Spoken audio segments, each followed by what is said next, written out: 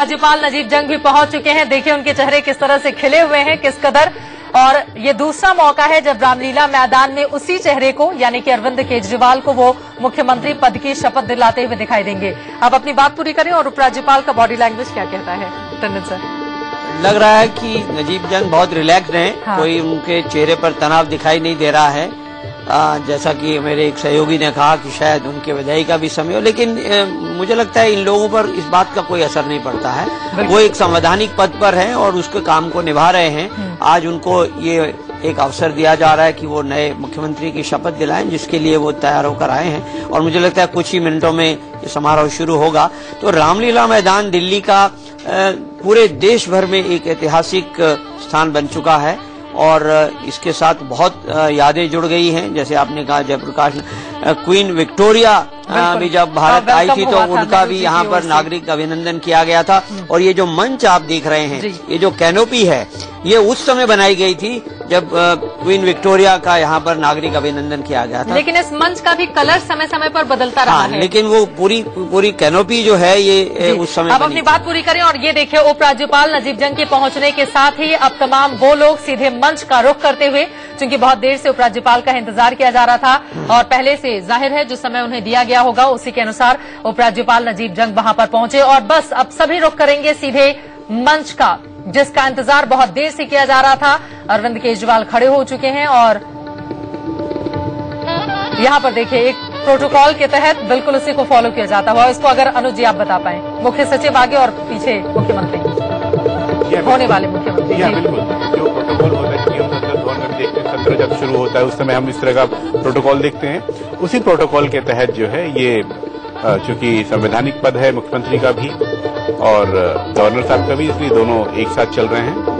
और जो हमारी परंपरा का हिस्सा है उसको निभाने में खुद को भी अच्छा लगता है। मतलब ये तस्वीरें देख के खुद को भी लग रहा है कि ठीक है आपने आम आदमी की बात की सारी चीजें, लेकिन जो परंपरा जिस तरह से निभाई जाती है वो अपने आप में एक बहुत अच्छा दृश्य प्रस्तुत करती है। केजरीवाल ने भी टोपी लगा ली है। टोपी लगा ली है, पिछली बार भी उन्होंने टोपी लगा के रखी थी, मफलर उतारकर टोपी लगा दी है। और अच्छी बात यह है कि इस समय अच्छी सी धूप खिली हुई है। राज बिहारी जी आप क्या कहेंगे इन तस्वीरों को देख, सीढ़ियों से चढ़ते हुए अब अरविंद केजरीवाल मंच की ओर जाते हुए?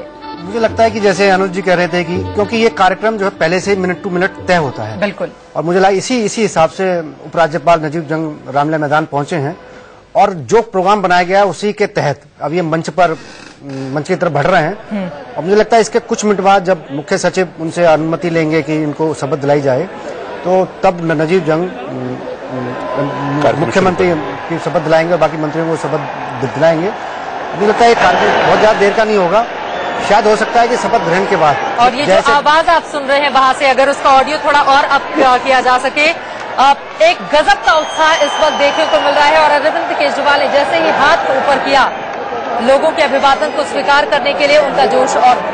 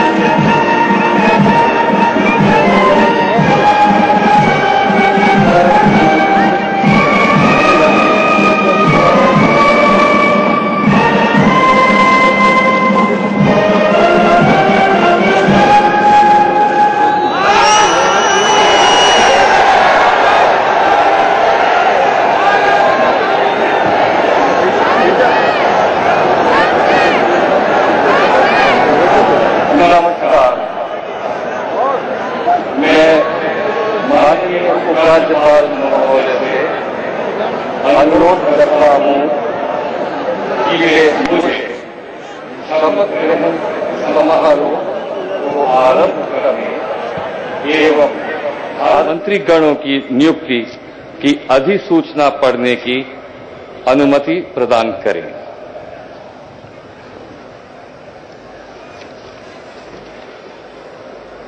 भारत का राजपत्र असाधारण भाग 2 खंड 3-2 अधिसूचना नई दिल्ली 13 फरवरी 2015 का 508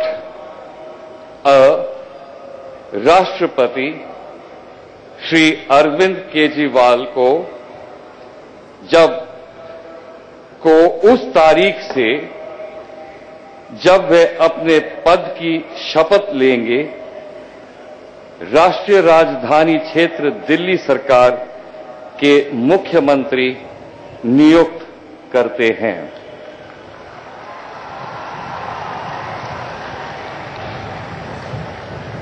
राष्ट्रपति मुख्यमंत्री की सलाह पर निम्नलिखित को राष्ट्रीय राजधानी क्षेत्र दिल्ली सरकार में उस तारीखों से मंत्री के रूप में नियुक्त करते हैं जब वह अपने पद की शपथ लेंगे। श्री मनीष सिसोदिया, श्री असीम अहमद खां, श्री संदीप कुमार, श्री सत्येंद्र जैन, श्री गोपाल राय तथा श्री जितेंद्र सिंह तोमर। फाइल संख्या U 11013/1/2015 UTL हस्ताक्षर राकेश सिंह संयुक्त सचिव।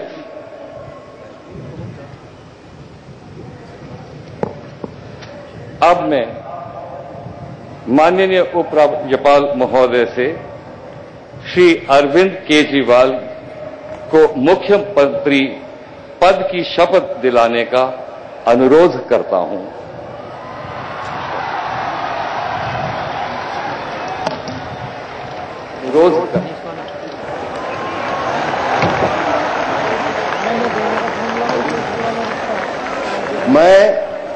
मैं अरविंद केजरीवाल ईश्वर की शपथ लेता हूं कि मैं विधि द्वारा स्थापित भारत के संविधान के प्रति सच्ची श्रद्धा और निष्ठा रखूंगा। भारत के संविधान के प्रति सच्ची श्रद्धा और निष्ठा रखूंगा। मैं भारत की प्रभुता और अखंडता अक्षुण्ण रखूंगा। मैं भारत की प्रभुता और अखंडता अक्षुण्ण रखूंगा। मैं मुख्यमंत्री के रूप में सच्ची श्रद्धा और निष्ठा रखूंगा। मैं भारत की प्रभुता और अखंडता अक्षुण्ण रखूंगा। मैं भारत की प्रभुता और अखंडता अक्षुण्ण रखूंगा। मैं मुख्यमंत्री के रूप में अपने कर्तव्यों का श्रद्धापूर्वक और शुद्ध अंतःकरण से निर्वहन करूंगा। श्रद्धापूर्वक और शुद्ध अंतःकरण से निर्वहन करूंगा। तथा मैं भय या पक्षपात अनुराग या द्वेष के बिना सभी प्रकार के लोगों के प्रति संविधान और विधि के अनुसार न्याय करूंगा। अब गोपनीयता की शपथ। मैं अरविंद केजरीवाल ईश्वर की शपथ लेता हूं कि जो विषय मुख्यमंत्री के रूप में मेरे विचार के लिए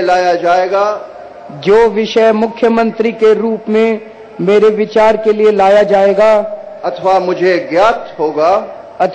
ज्ञात होगा उसे किसी व्यक्ति या व्यक्तियों को तब के सिवाय जबकि मुख्यमंत्री के रूप में अपने कर्तव्यों के सम्यक निर्वहन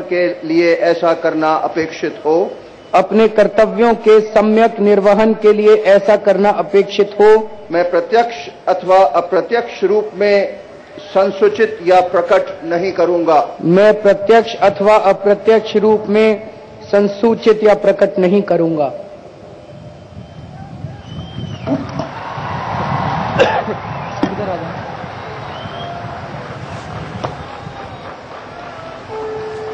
अब मैं माननीय उपराज्यपाल महोदय से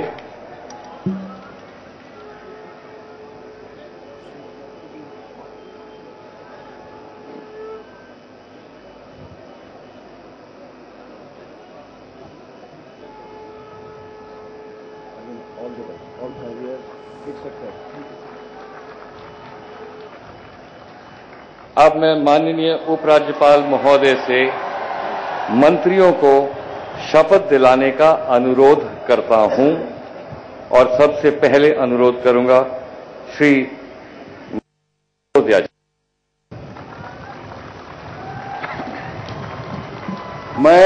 मैं मनीष सिसोदिया ईश्वर की शपथ लेता हूं कि मैं विधि द्वारा स्थापित भारत के संविधान के प्रति सच्ची श्रद्धा और निष्ठा रखूंगा। मैं भारत की प्रभुता और अखंडता अक्षुण्ण रखूंगा। मैं मंत्री के रूप में अपने कर्तव्यों का श्रद्धापूर्वक और शुद्ध अंतःकरण से निर्वाह करूंगा तथा मैं भय या पक्षपात अनुराग या द्वेष के बिना सभी प्रकार के लोगों के प्रति संविधान और विधि के अनुसार न्याय करूंगा। गोपनीयता की शपथ। मैं मनीष सिसोदिया ईश्वर की शपथ लेता हूं जो विषय मंत्री के रूप में मेरे विचार के लिए लाया जाएगा अथवा मुझे ज्ञात होगा उसे किसी व्यक्ति या व्यक्तियों को तब के सिवाय जबकि मंत्री के रूप में अपने कर्तव्यों के सम्यक निर्वहन के लिए ऐसा करना अपेक्षित हो। मैं प्रत्यक्ष अथवा अप्रत्यक्ष रूप में संसूचित या प्रकट नहीं करूंगा।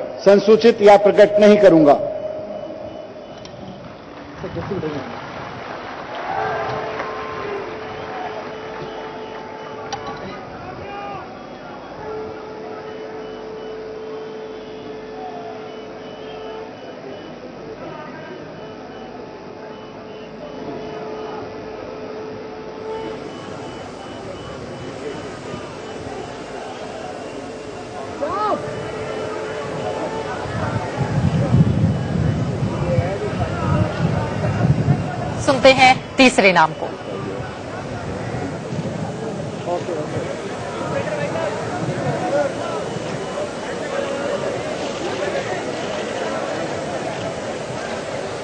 श्री असीम अहमद खान।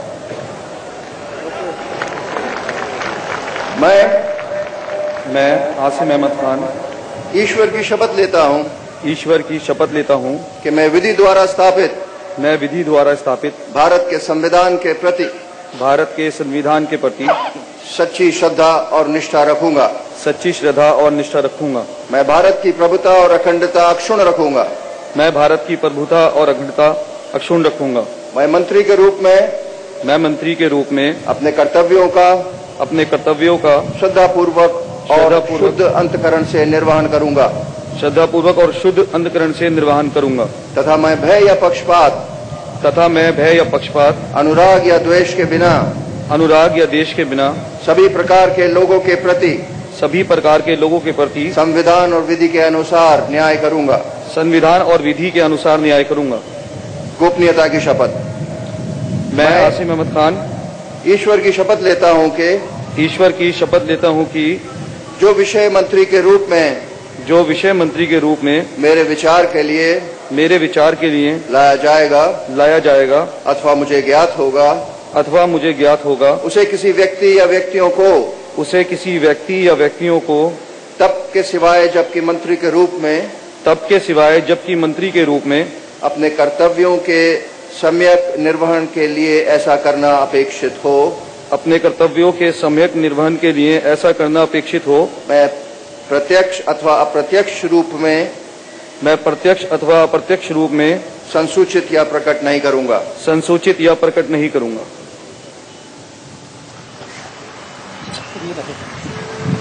अरविंद केजरीवाल की कैबिनेट में मनीष सिसोदिया के बाद ये दूसरा चेहरा असीम अहमद, खाद्य आपूर्ति मंत्रालय मिलने की उम्मीद जताई जा रही है। आपको बता दें कि कांग्रेस के शोएब इकबाल को मटिया महल से असीम अहमद खान ने 26,096 वोटों से हरा दिया था और इस तरह से उन्होंने जीत दर्ज की। इस कैबिनेट के एकमात्र अल्पसंख्यक चेहरा असीम अहमद। इस कैबिनेट के जैन साहब भी उसमें है, वो जी गिने जाते हैं, 2 चेहरे अल्पसंख्यक माने जैन। श्री संदीप कुमार,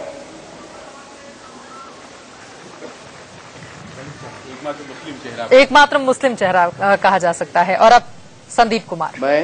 मैं संदीप कुमार ईश्वर की शपथ लेता हूं कि मैं विधि द्वारा स्थापित भारत के संविधान के प्रति सच्ची श्रद्धा और निष्ठा रखूंगा। मैं भारत की प्रभुता और अखंडता अक्षुण्ण रखूंगा। मैं मंत्री के रूप में अपने कर्तव्यों का श्रद्धापूर्वक और शुद्ध अंतःकरण से निर्वहन करूंगा। तथा मैं भय या पक्षपात अनुराग या द्वेष के बिना सभी प्रकार के लोगों के प्रति संविधान और विधि के अनुसार न्याय करूंगा। गोपनीयता की शपथ। मैं संदीप कुमार ईश्वर की शपथ लेता हूं कि जो विषय मंत्री के रूप में मेरे विचार के लिए लाया जाएगा अथवा मुझे ज्ञात होगा उसे किसी व्यक्ति या व्यक्तियों को तब के सिवाय जबकि मंत्री के रूप में अपने कर्तव्यों के सम्यक निर्वहन के लिए ऐसा करना अपेक्षित हो मैं प्रत्यक्ष अथवा अप्रत्यक्ष रूप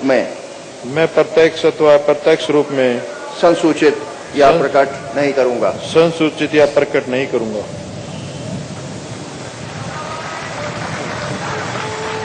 संदीप कुमार जो कि हरियाणा के रहने वाले हैं, उन्हें महिला और बाल विकास के साथ ही साथ SC/ST मंत्रालय मिल सकता है, इस तरह की उम्मीद जताई जा रही है। कल जब इनकी मां से पूछा गया कि अब आप अपने बेटे को क्या कहेंगी, वो मंत्री पद की शपथ लेने जा रहे हैं, तो उनकी मां की ओर से कहा गया मैं मंत्री जी बोलूंगी उनको। और हरियाणा के हैं, वो शब्द बोलते ही समझ में आ जा रहा था। वो बिल्कुल हरियाणा के रहने वाले हैं। एक छोटे से घर में अपने पूरे परिवार के साथ दिल्ली में रहते हैं संदीप कुमार, जिन्होंने शपथ ली और उसके बाद हस्ताक्षर करते हुए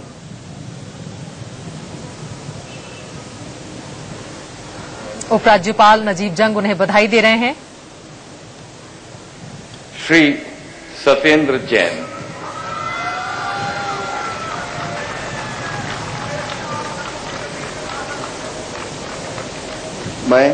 मैं सत्येंद्र जैन ईश्वर की शपथ लेता हूं कि मैं विधि द्वारा स्थापित भारत के संविधान के प्रति सच्ची श्रद्धा और निष्ठा रखूंगा। मैं भारत की प्रभुता और अखंडता अक्षुण्ण रखूंगा।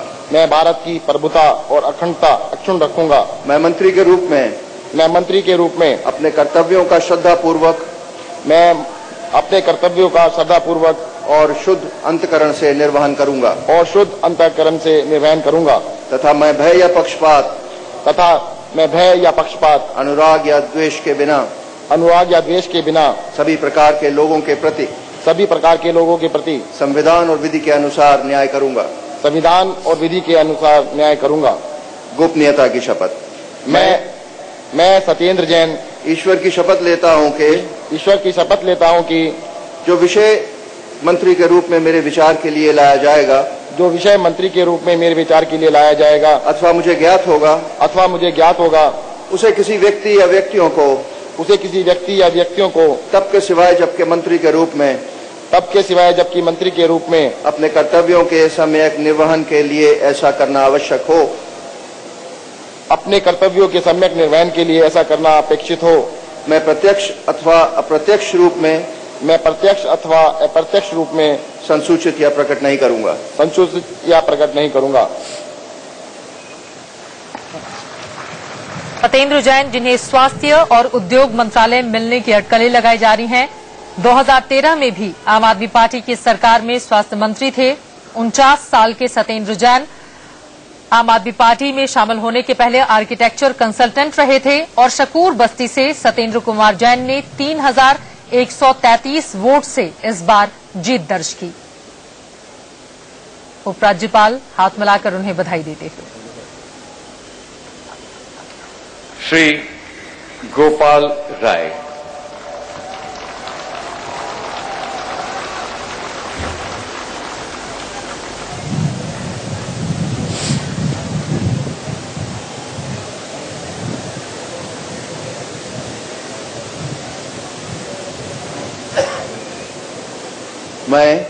मैं गोपाल राय ईश्वर की शपथ लेता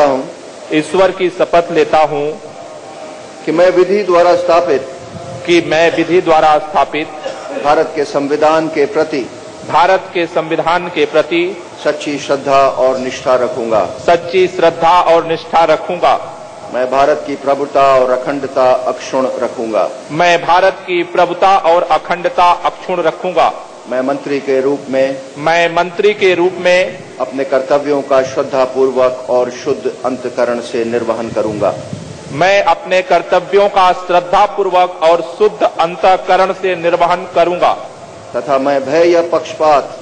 तथा मैं भय या पक्षपात अनुराग या द्वेष के बिना सभी प्रकार के लोगों के प्रति संविधान और विधि के अनुसार न्याय करूंगा। गोपनीयता। मैं गोपाल राय ईश्वर की शपथ लेता हूं कि जो विषय मंत्री के रूप में मेरे विचार के लिए लाया जाएगा अथवा मुझे ज्ञात होगा उसे किसी व्यक्ति या व्यक्तियों को तब के सिवाय जबकि मंत्री के रूप में अपने कर्तव्यों के सम्यक निर्वहन के लिए ऐसा करना अपेक्षित हो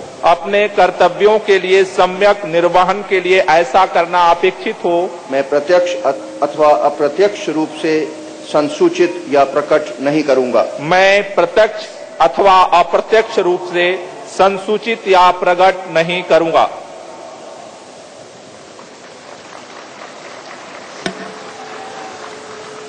अनुभवी चेहरा 10 मई 1975 को मऊ के गोबरडीह गांव में एक किसान परिवार में इनका जन्म हुआ था। लखनऊ विश्वविद्यालय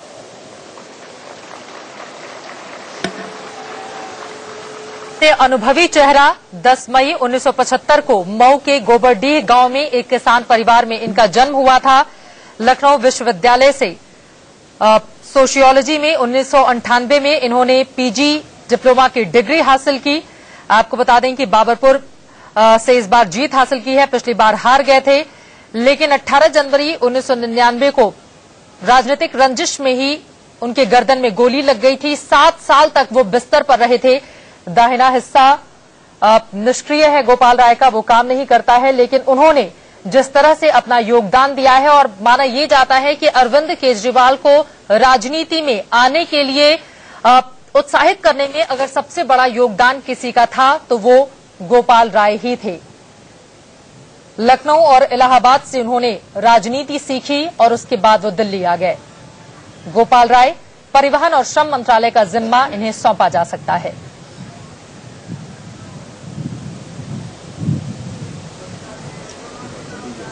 उपराज्यपाल उन्हें बधाई देते हुए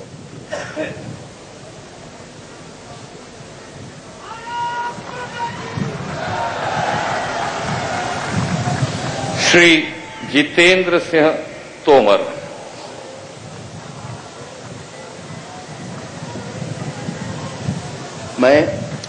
मैं जितेंद्र सिंह तोमर ईश्वर की शपथ लेता हूं कि मैं विधि द्वारा स्थापित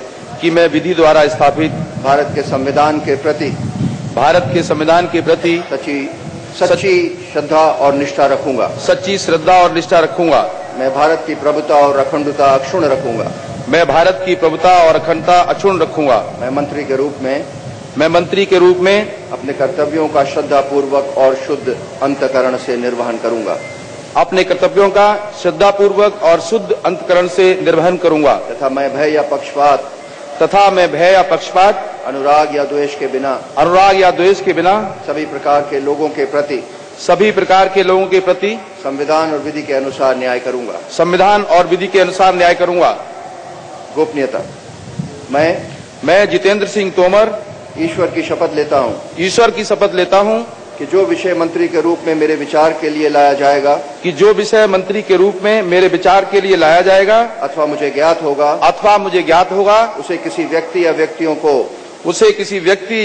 को तब के सिवाय जबकि मंत्री के रूप में अपने कर्तव्यों के सम्यक निर्वहन के लिए ऐसा करना अपेक्षित हो। मैं प्रत्यक्ष अथवा अप्रत्यक्ष रूप से संसूचित या प्रकट नहीं करूंगा।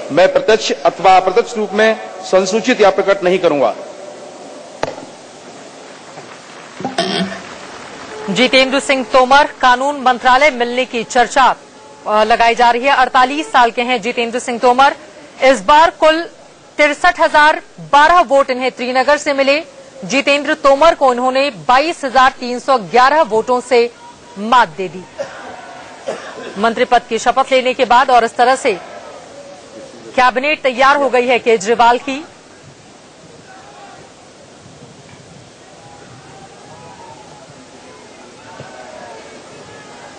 और अब उपराज्यपाल जितेंद्र सिंह तोमर को बधाई देते हुए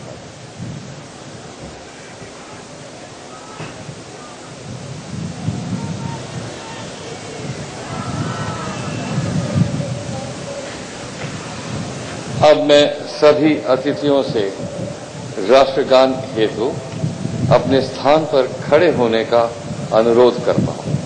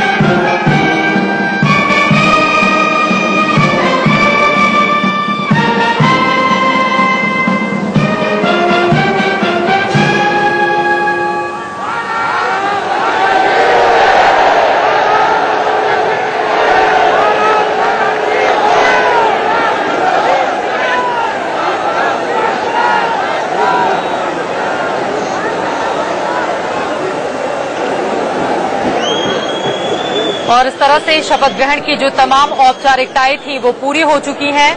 उपराज्यपाल वहां से जाते हुए अरविंद केजरीवाल आ रहे हैं। पिछली बार उन्होंने इंसान को इंसान से हो भाईचारा ये गीत सुनाया था। इस बार देखते हैं क्या रहने वाला है।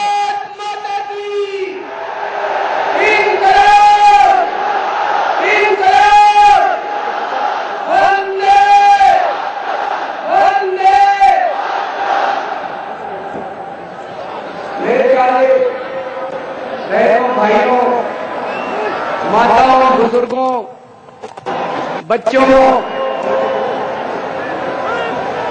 आज आप लोग इतनी भारी संख्या में यहाँ पे इकट्ठे हुए, इसके लिए बहुत शुक्रिया।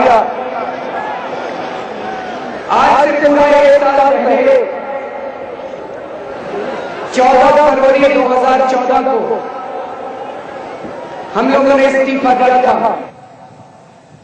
और आज पूरे 1 साल के बाद फिर से दिल्ली के अंदर आम आदमी की सरकार बनने जा रही है, आम आदमी की सरकार बनी है।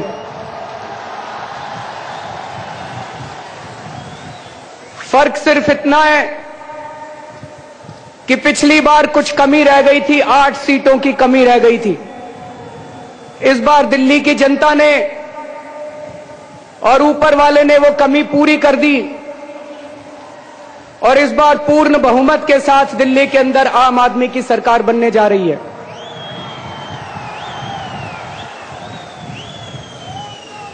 दोस्तों, मुझे ये तो पता था कि दिल्ली के लोग मुझे प्यार करते हैं, हमें प्यार करते हैं, लेकिन मुझे ये नहीं पता था कि दिल्ली के लोग हम लोगों को इतना प्यार करते हैं।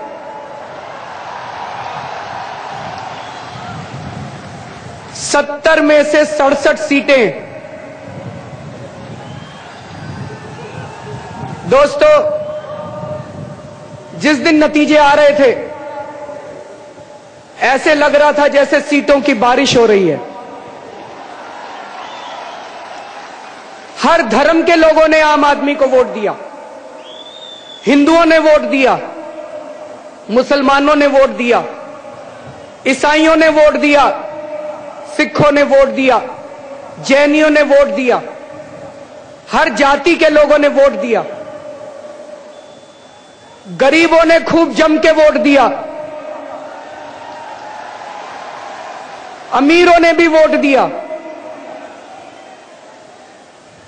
70 में से 67 सीटें,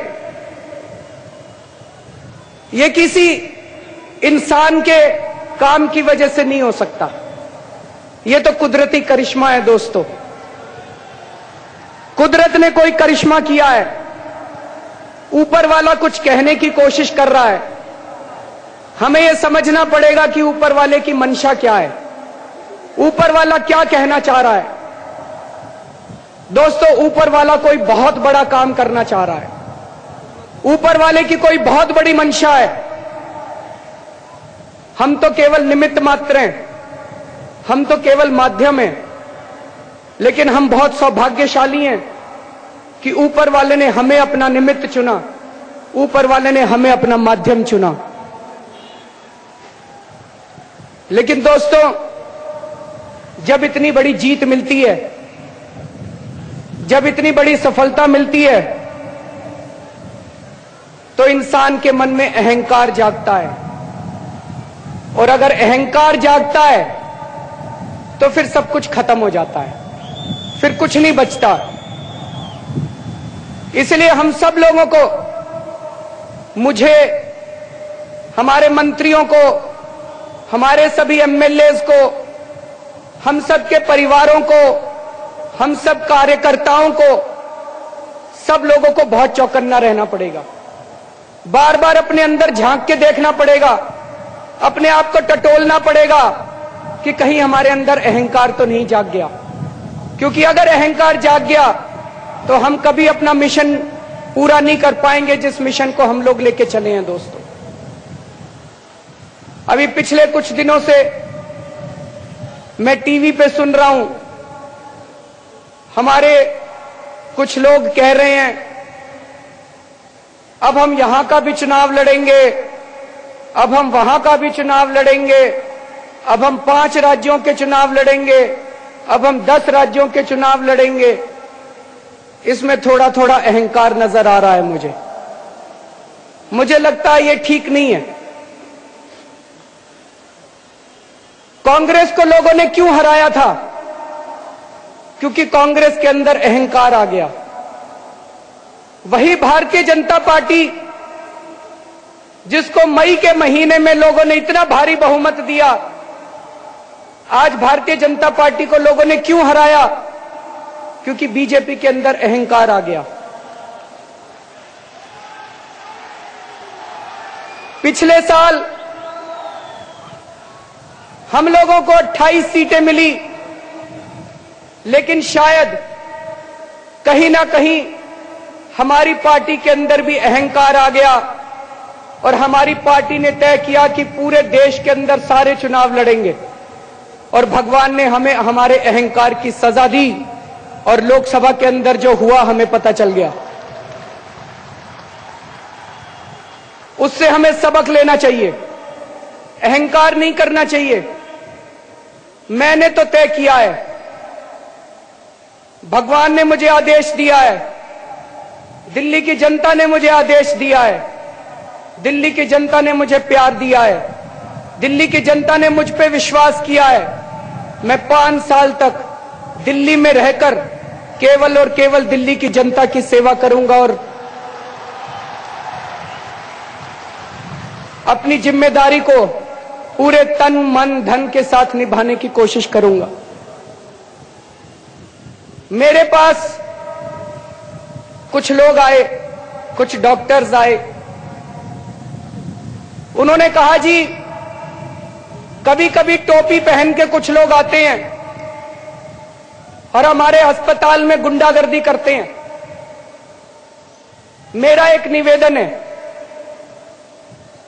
मुझे पूरा यकीन है हमारे कार्यकर्ता कभी ऐसा नहीं कर सकते। हमारे कार्यकर्ताओं ने अपनी नौकरियां छोड़ छोड़ के, अपने परिवार का त्याग करके बहुत बड़ी बड़ी कुर्बानियां दी हैं, लेकिन फिर भी हो सकता है कुछ विपक्षी लोग हमारी टोपियां पहन के हमें बदनाम करने की कोशिश करें। लेकिन कोई भी हो, अगर हमारा कोई कार्यकर्ता भी अहंकार में आके गुंडागर्दी करता है या दूसरी पार्टी का कोई व्यक्ति हमारी टोपी पहन के करता है, गलत काम करता है, मैं आज यहां से सभी अधिकारियों को, सभी पुलिस वालों को यह निर्देश देना चाहता हूं कि अगर कोई टोपी पहन के गुंडागर्दी करे उसको बख्शना मत, तुरंत पकड़ के उसको जेल में डाल देना।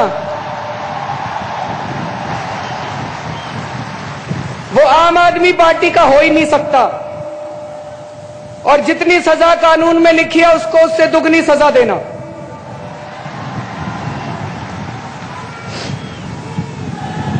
दोस्तों,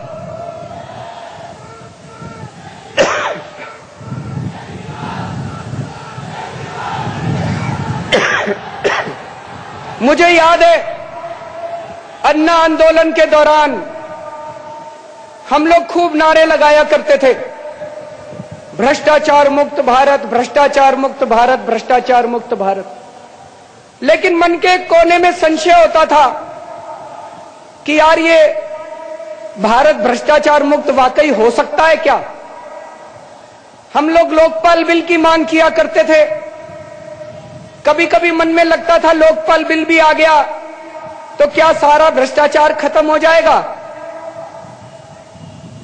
49 दिन की सरकार बनी, 49 दिन की सरकार में आज हमारे कट्टर विरोधी भी मानते हैं कि दिल्ली से रिश्वतखोरी तो खत्म हो गई थी।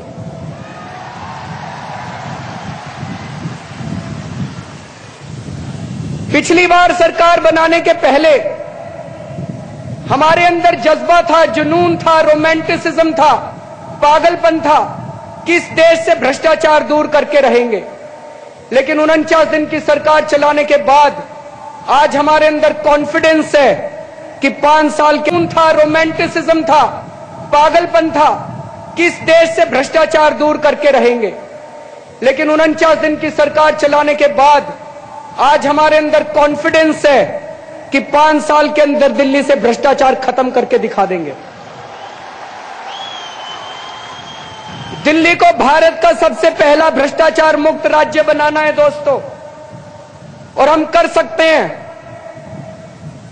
और इसके लिए आज मैं वही घोषणा करने जा रहा हूं जो मैंने 28 दिसंबर 2013 को यहीं से की थी कि अब अगर दिल्ली में आपसे कोई रिश्वत मांगे, मना मत करना। सेटिंग कर लेना।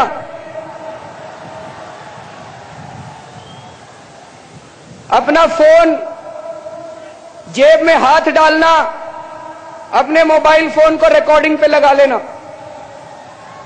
जब वो पैसे मांग रहा है उसकी आवाज रिकॉर्ड कर लेना, मुझे लाके दे देना, हम उसके खिलाफ सख्त से सख्त कार्रवाई करेंगे।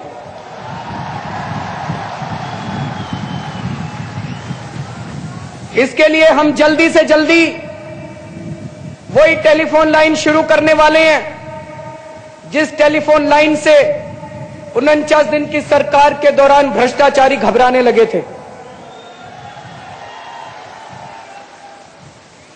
और दूसरा, जिसके लिए अन्ना हजारे जी ने और हम सब लोगों ने मिलकर इसी रामलीला मैदान में इतना बड़ा आंदोलन किया था, जन लोकपाल बिल। जन लोकपाल बिल भी पास करना बहुत जरूरी है। जल्द से जल्द जन लोकपाल बिल पास करेंगे। लेकिन मैं मीडिया के साथियों से हाथ जोड़ के गुजारिश करना चाहता हूं। मैं गाड़ी से उतरता हूं तो माइक लगा देते हैं, कितने घंटों में करोगे जी? 24 घंटों में करोगे कि 72 घंटों में करोगे? 30 घंटों में करोगे कि 32 घंटों में करोगे? मैं उनसे कहना चाहता हूं जी, सरकार ऐसे नहीं चलती। जितने दिनों में दूसरी पार्टियां कर सकती हैं, दूसरी पार्टियों ने तो 65 साल में नहीं किया। हम आपको जल्द से जल्द करेंगे, लेकिन एक एक काम ठोस करेंगे, मजबूती के साथ करेंगे। मैं आज इतना आपको वादा करता हूं, 24 घंटे काम करेंगे हम लोग, हमारी पूरी टीम। मैं, मेरे मंत्री, मेरे एमएलए 24 घंटे काम करेंगे।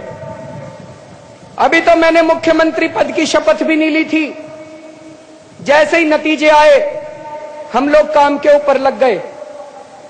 मुझे बुखार था, आज भी क्रोसिन खा के आया हूं यहां पे।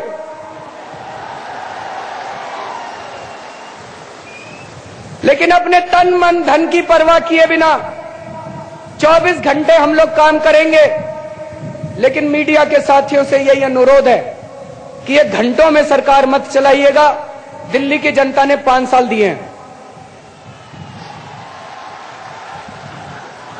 दोस्तों, पिछले कुछ महीनों में दिल्ली के अंदर कुछ घटनाएं घटी जिससे सारी दिल्ली के लोग बहुत नाराज हैं, बहुत गुस्से में हैं। धर्मों के बीच में कुछ दंगे कराने की कोशिश की गई। कुछ चर्च, एक चर्च को आग लगा दी गई। कुछ चर्च हैं जिनके ऊपर हमले किए गए। दिल्ली के लोग शांति प्रिय हैं।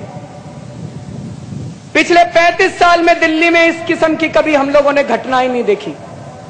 दिल्ली के लोग इसे कभी बर्दाश्त नहीं करेंगे।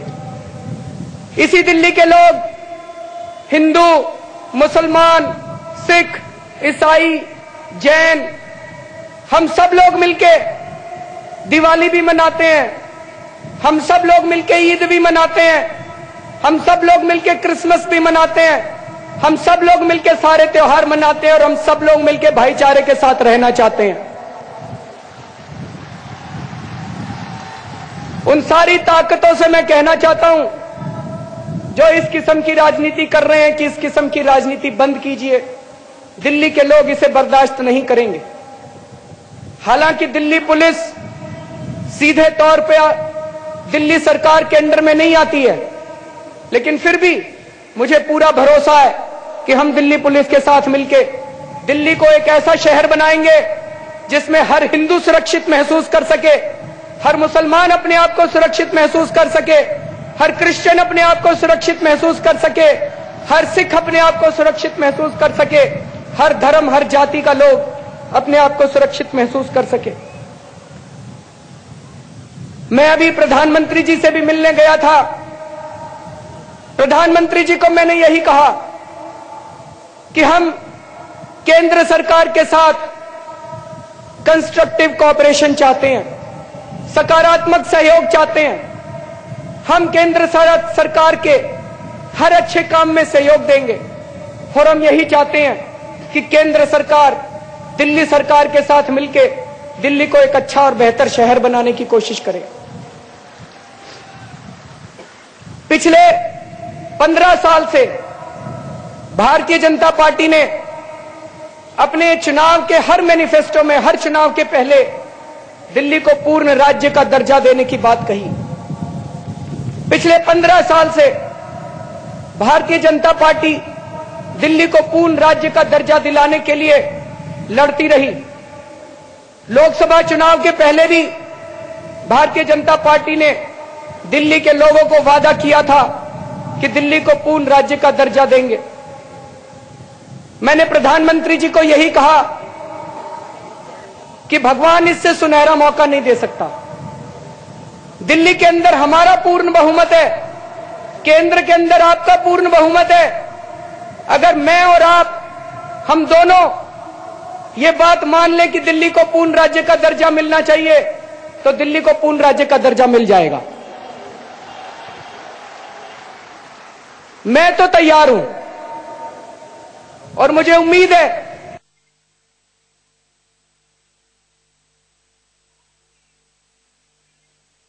ये भी कहा कि प्रधानमंत्री के तौर पे उनके पास बहुत काम रहते हैं, बहुत बिजी हैं, पूरे देश के बारे में उनको सोचना होता है, विदेशों में भी कई बार जाना होता है।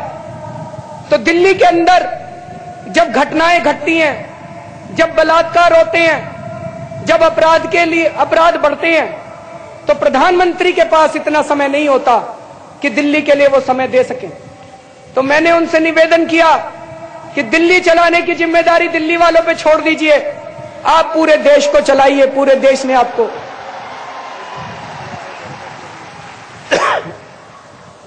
तो दोस्तों, ये आम आदमी की सरकार सबकी सरकार है, चाहे आपने हमें वोट दिया या नहीं दिया। मैं आप सबका मुख्यमंत्री हूं। उन 3 विधानसभाओं जिनके अंदर आम आदमी पार्टी के विधायक नहीं है, हम उन तीनों को भी अपना विधायक मानते हैं।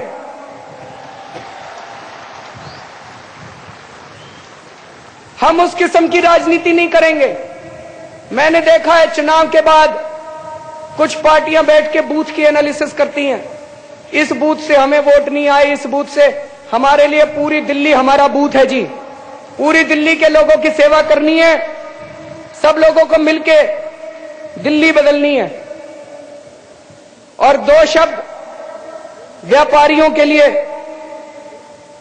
दिल्ली के व्यापारियों ने इस चुनाव में बहुत सहयोग दिया। अब एक छोटी सी गुजारिश करना चाहता हूं, सरकार चलाने के लिए तो पैसा चाहिए। मैं आप सब लोगों से, दिल्ली के सभी व्यापारियों से, सभी लोगों से आज मैं ये वादा करता हूं, आपको कोई भी विभाग आके तंग नहीं करेगा, कोई भी विभाग आके आपसे पैसे नहीं लेगा। आप खुल के धंधा अपना बिजनेस करो। हम चाहते हैं कि आपका बिजनेस बढ़े, हम चाहते हैं कि उद्योग बढ़े, लेकिन अपना सब लोग अपनी इच्छा से पूरा टैक्स भर देना। और मैं ये वादा करता हूं, हो सकता है अभी तक जो आप टैक्स देते थे वो टैक्स में से कुछ पैसा चोरी हो जाता था, अब कम से कम आप जो एक पाई दोगे, आपके पैसे को मैं चोरी नहीं होने दूंगा। आपके दिए हुए टैक्स की एक पाई को आपके बच्चों की शिक्षा पे लगाएंगे, अस्पतालों पे लगाएंगे, सड़कों पे लगाएंगे, आपकी मार्केट को ठीक करेंगे, पार्किंग बनाएंगे, महिलाओं को सुरक्षा देंगे, बिजली पानी ठीक करेंगे, एक भी पैसे की चोरी नहीं होने देंगे। इसलिए दिल खोल के टैक्स दीजिएगा। मैं 49 दिन में मैंने एक चीज सीखी थी, सरकार में पैसे की कमी नहीं है, पैसा बहुत है जी, नीयत की कमी है। अच्छी नीयत वाले आते हैं तो इसी पैसे में खूब विकास हो सकता है। जब से हमारी सरकार को बहुमत मिला है, जगह जगह से मेरे पास फोन आ रहे हैं। किसी ने कहा, भाई साहब आपने 20 कॉलेज बनाने के लिए बोला है, 3 कॉलेज बनाने का पैसा मैं दूंगा। किसी ने कहा कि भाई साहब फलाने फलाने जगह स्कूल बनवा दो, उसकी जमीन मैं दूंगा। किसी ने कहा कि भाई साहब 1000 सीसीटीवी कैमरे मैं दूंगा सरकार के लिए। दोस्तों, मैंने तो एक ही चीज सीखी है, इस देश की जनता बहुत अच्छी है। जनता को गले लगा लो, जनता अपना विकास खुद ही कर लेगी। दोस्तों, हम लोग दिल्ली से एक और नई किस्म की शुरुआत करना चाहते हैं। ये वीआईपी कल्चर खत्म करना चाहते हैं जी।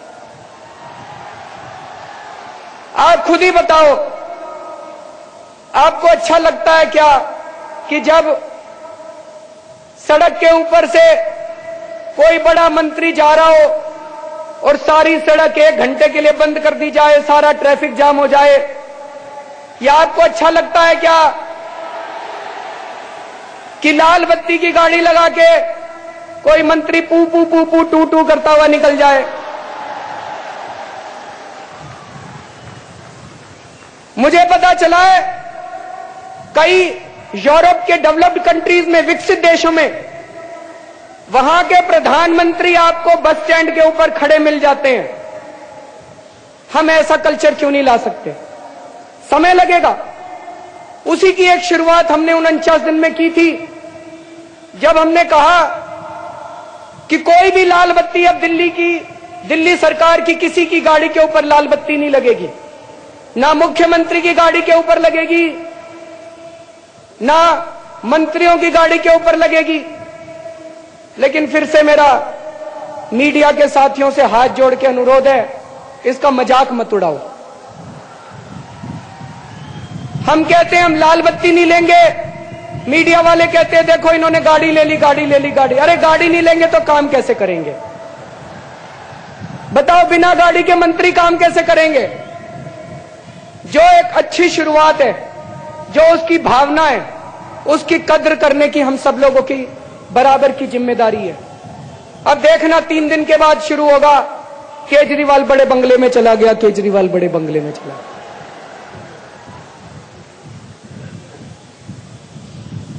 मुझे पूरा एक महापुरुष ने कहा था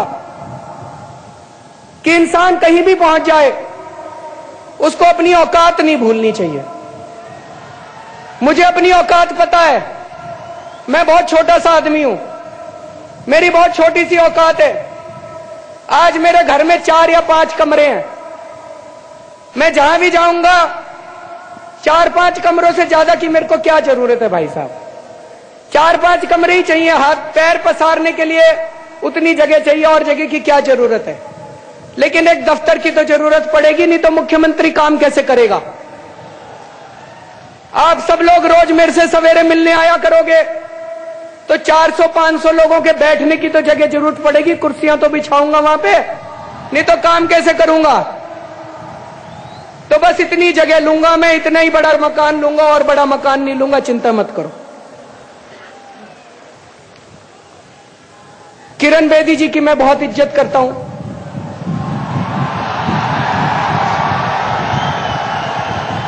चुनावों में जीत या हार चलती रहती है। मेरी बड़ी बहन के बराबर है। पुलिस में, प्रशासन में उनका बहुत लंबा अनुभव है। किरण बेदी जी को हम साथ लेके और समय समय पर उनकी गाइडेंस लेके हम काम करेंगे। अजय माकन जी, उनका, किरण बेदी जी को हम साथ लेके और समय समय पर उनकी गाइडेंस लेके हम काम करेंगे। अजय माकन जी, उनका नीतियां बनाने में, सरकार चलाने में एक लंबा अनुभव है। अजय माकन जी से भी हम लोग समय समय पर सलाह मशविरा करेंगे, उनकी गाइडेंस लेंगे।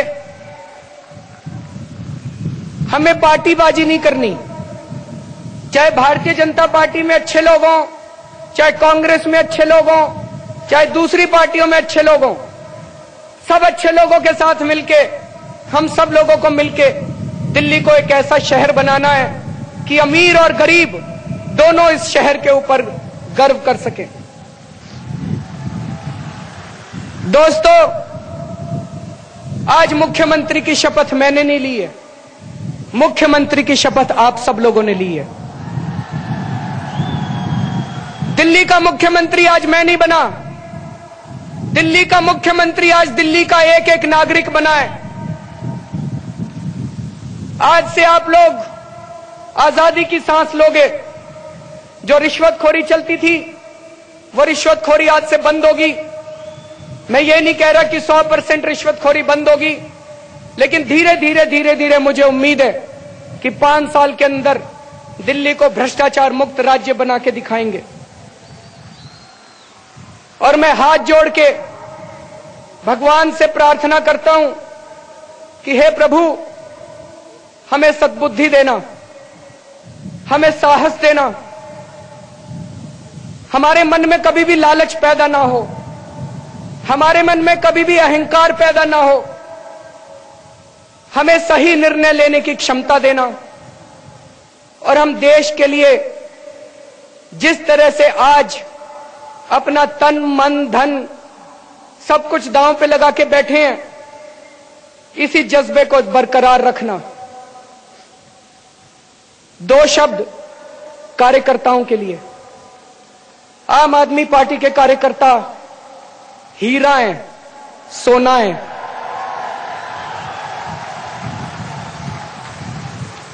कई बार आंखों में आंसू आ जाते हैं उनकी कहानियां सुन के।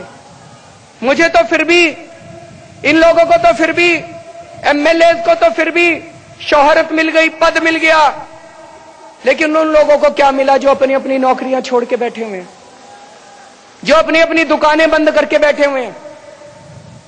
दोस्तों, वो गुमनाम चेहरे, उन लोगों ने बहुत मेहनत की है। उन्होंने केजरीवाल के लिए मेहनत नहीं की, आम आदमी पार्टी के लिए मेहनत नहीं की, उन्होंने एक सुनहरे दिल्ली और सुनहरे भारत के लिए मेहनत की है। एक बार जोरदार तालियां आम आदमी पार्टी के कार्यकर्ताओं के लिए बजा दीजिए।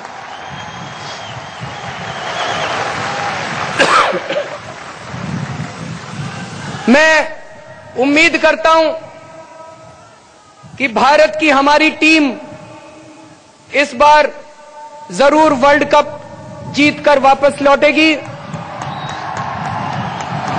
भारत की टीम को ढेर सारी शुभकामनाएं। और अंत में मैं एक प्रार्थना गा के सुनाना चाहता हूं, अगर आप सब लोगों की इजाजत हो तो। मैं चेतावनी दे देता हूं, मैं गाता बहुत खराब हूं और आप सब लोग जानते हैं मेरा गला भी बहुत खराब है, लेकिन इसके शब्द बहुत अच्छे हैं। आज जब समाज के अंदर जाति और धर्म के नाम पे जहर घोलने की कोशिश की जा रही है, हम इस जहर की राजनीति को प्यार और मोहब्बत की राजनीति से बदलना चाहते हैं। मैं एक एक लाइन बोलूंगा और आप मेरे पीछे पीछे दोहराएंगे। इंसान का इंसान से हो भाईचारा, यही पैगाम हमारा, यही पैगाम हमारा। इंसान का इंसान से हो भाईचारा, यही पैगाम हमारा, यही पैगाम हमारा। हर एक महल से कहो कि झोपड़ियों में दिए जलाए, हर एक महल से कहो कि झोपड़ियों में दिए जलाए। छोटों और बड़ों में अब कोई फर्क नहीं रह जाए, छोटों और बड़ों में अब कोई फर्क नहीं रह जाए। इस धरती पर हो प्यार का घर घर उजियारा, यही पैगाम हमारा, यही पैगाम हमारा। इंसान का इंसान से हो भाईचारा, यही पैगाम हमारा, यही पैगाम हमारा। भारत माता की इनकलाब, इनकलाब, वंदे वंदे।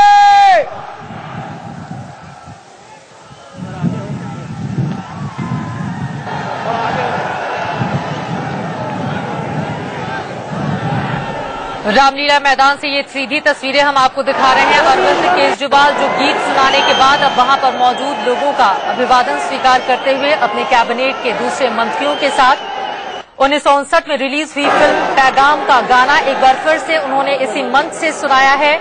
इंसान का इंसान से हो भाईचारा, यही पैगाम हमारा। और 28 दिसंबर 2013 को भी उन्होंने इसी मंच से इस गाने को गुनगुनाया था। तमाम खास मेहमान हमारे साथ मौजूद हैं स्टूडियो में और हमारे